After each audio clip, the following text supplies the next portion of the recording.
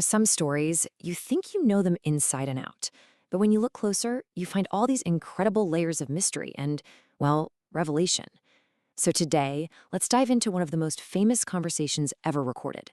It's an encounter at a well that starts with a simple request for a drink and ends with a claim that changes everything.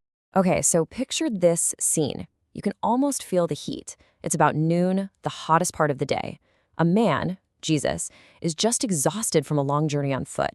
And he isn't just in any old region. He's deliberately traveling through Samaria, a place his own people, the Jews, would go way out of their way to avoid. So he sits down by this ancient, historic well, and a woman comes to draw water. He asks her for a drink. I mean, it's such a simple, human request, right? But in that one moment, an invisible line gets crossed.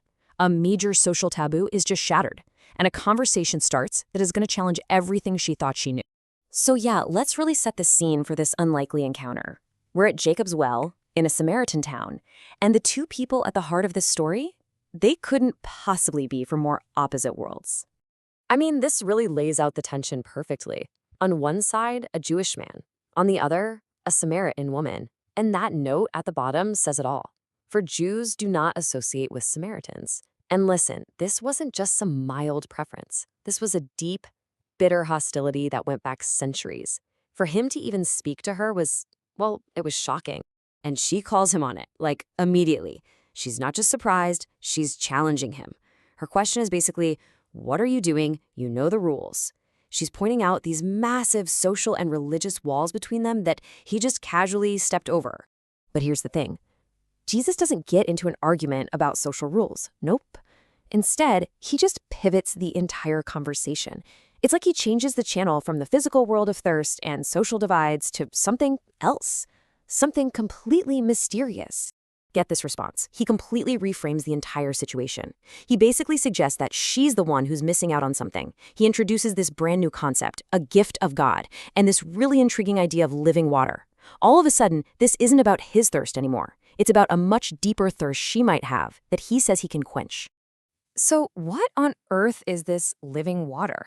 At first, the woman is confused. She thinks he's talking about, running spring water. But he makes it pretty clear he's talking about something else entirely.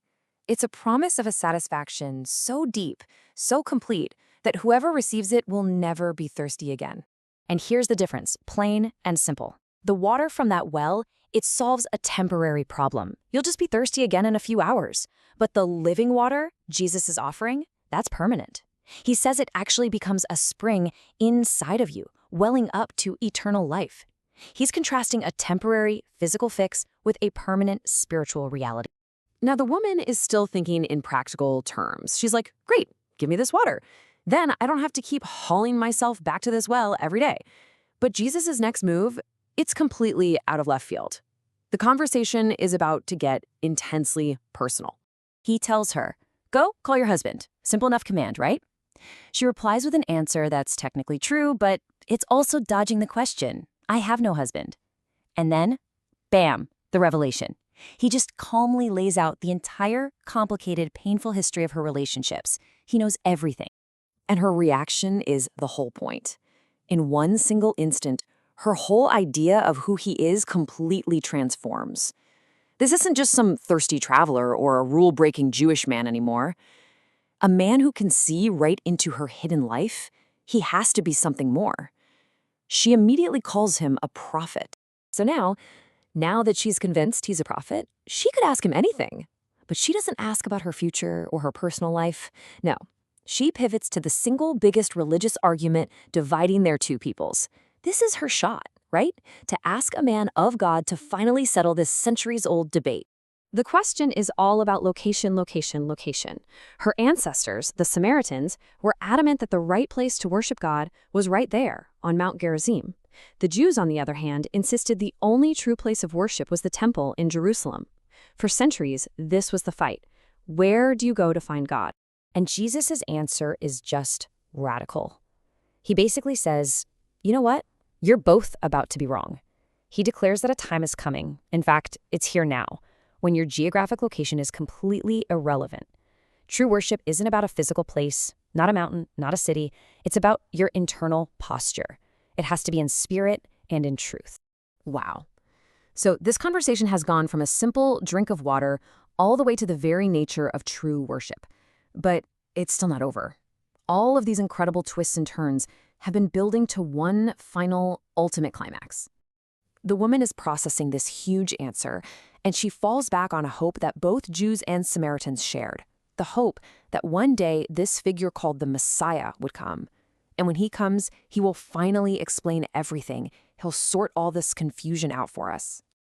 And then he says it, just the most direct, unambiguous declaration you can imagine. He looks at this Samaritan woman, an outcast in her own town, an enemy to his people, and tells her his identity in a way he hasn't told anyone else so plainly. I, the one speaking to you, I am he. The person she's been waiting for her whole life is sitting right there. So let's just go back to the beginning for a second. This whole story kicked off with a simple physical need, thirst. But by the end, physical water is the absolute last thing on anyone's mind. Which really makes you wonder, doesn't it? What was truly found at that well?